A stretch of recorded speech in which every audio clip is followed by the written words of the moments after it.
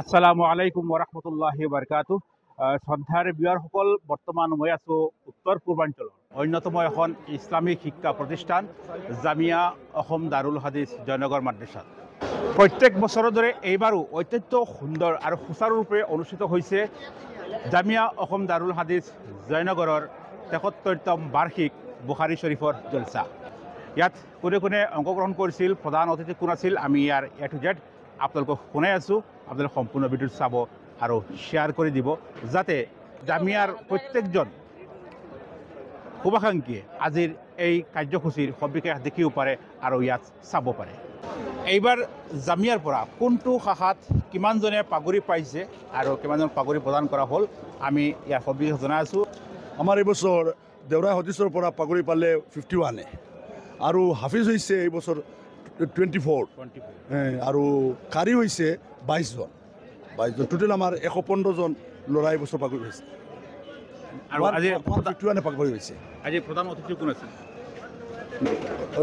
প্ৰধান অতিথি আছিলে আপোনাৰ ৰিজৱান মহম্মদ নুমান চাহাব, এখেত হ'ল আপোনাৰ শেখুল হদিছ আকুলকা মাদ্ৰাছাৰ শেখুল হদিছ, মহাৰাষ্ট্ৰ আকুলকা মাদ্ৰাছাৰ শেখুল হদিছ আছিলে, বৰ্তমানে আছে। তেখেত আছিল প্ৰধান অতিথি আৰু লগতে মৌলানা মুস্তাক চাহাব, আপোনাৰ আমাৰ মুস্তাক আনফৰ চাহাব আছিলে।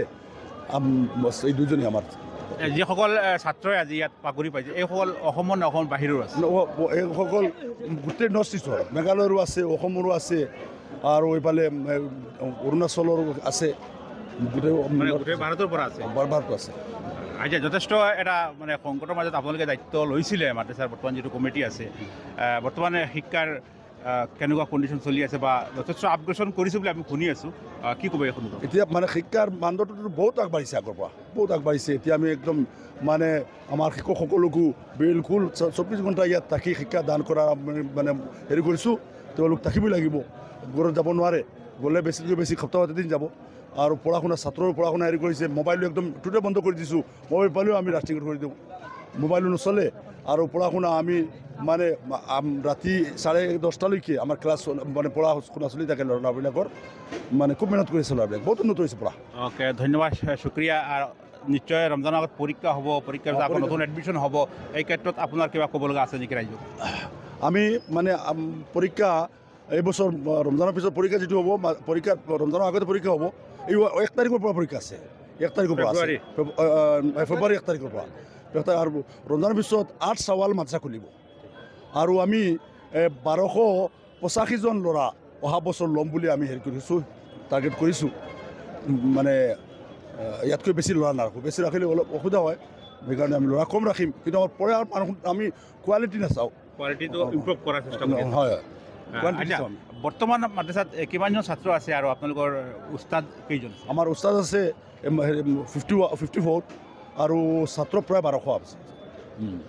যথেষ্ট গুৰুত্বপূৰ্ণ ইনফৰমেশ্যন আপোনালোকৰ শ্বেয়াৰ কৰিছোঁ আৰু নিশ্চয় আপোনালোকে আজিৰ ভিডিঅ'টো চাই ভাল পাব, কিয়নো মাদ্ৰাছাৰ মুফতি চাহাব আমাৰ লগত আছে, তেখেতে সবিশেষ জনাইছে আৰু আগন্তুক বছৰ নতুন শিক্ষাবৰ্ষত কেনেকুৱা এডমিশ্যন হ'ব সবিশেষ তেখেতে ইতিমধ্যে কৈছে।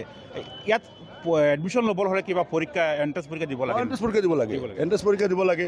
যোৱা বছৰ আমাৰ দেউৰাই সতি দেউৰা যিখিনি ল'ৰাই আজি পাগুৰি পালে, আমি 310জন ল'ৰা এণ্ট্ৰেঞ্চ দিছিলে। ইয়াৰ পৰা আমি মানে 64 ৰাখিছিলোঁ আৰু কোনো কাৰণবশতঃ আৰু কেইবাজন ল'ৰা আমি মাজতে খেদি দিলোঁ আৰু এতিয়া এইবছৰ মানে হেৰি পাগুৰি পাইছে 51, কিন্তু এণ্ট্ৰেঞ্চ দিছিলে 310জনে। আমি মানে হেৰি কৰি এণ্ট্ৰেঞ্চ পৰীক্ষাৰ যিসকলে বেছি ভাল নম্বৰ পাইছে সকলোকে ৰাখিছোঁ, যিসকল আহে সকলোকে নাৰাখোঁ আমি। অ'কে, ধন্যবাদ। আমি শুনিছোঁ যে আপোনালোকে ইয়াত নতুনকৈ সংযোগ কৰিছে ইংৰাজী মাধ্যমৰ শিক্ষা বা কম্পিউটাৰো এড কৰিছে, এই বিষয়ে কিবা ক'ব নেকি? আমাৰ ইয়াততো কেইবাবছৰৰ পৰা আপোনাৰ ইংৰাজী শিক্ষা চলি আছে, ছায়েন্স, মেথছ, ইংলিছ এইবিলাক চলি আছে, লগতে আপোনাৰ কম্পিউটাৰ শিক্ষাও চলি আছে। যোৱাকালি আমাৰ ল'ৰাবিলাকৰ মানে হেৰি আছিলে, সভা আছিলে, তেওঁলোকে বহুত ধুনীয়াকৈ আপোনাৰ ইংৰাজী ভাষা তৰ্ক কৰিছে। আমাৰ ইয়াত বিভিন্ন গেষ্টসকল আছিলে, তেওঁলোকে শুনি বহুত ভাল পাইছে। আপোনালোকে এইটো মিডিয়াত পাব। যোৱাকালিৰ যিটো প্ৰগ্ৰাম, বহুত ধুনীয়া প্ৰগ্ৰাম কৰিছে ল'ৰাবিলাকে। 2 বছৰীয়া কোৰ্চ কৰিছোঁ আমি ইয়াত। মানে আউট অফ ইণ্ডিয়াৰো ল'ৰা আছে, নেপালৰ ল'ৰা আছে, মহাৰাষ্ট্ৰ, UP, বিহাৰ, পশ্চিমবংগ, অসম, মেঘালয়, এই গোটেই ইণ্ডিয়াত মানে নেপালৰ ল'ৰা আছে। অ'কে, শুক্ৰিয়া প্ৰিন্সিপাল চাহাব। ভাল লাগিছে, আজি বহুত মানুহ হৈছে আৰু আল্লাহ কবুল কৰক সকলোক। ইমান ধুনীয়াকৈ আমাৰ এটা অনুষ্ঠান শেষ হৈছে হজৰত মৌলানা মুস্তাক আনফৰ চাহাব তেখেতো আছিলে আৰু আমাৰ আজি বহুতো ল'ৰাই পাগুৰি পাইছে বুখাৰী খতম কৰিছে তেওঁলোকৰ আজি এই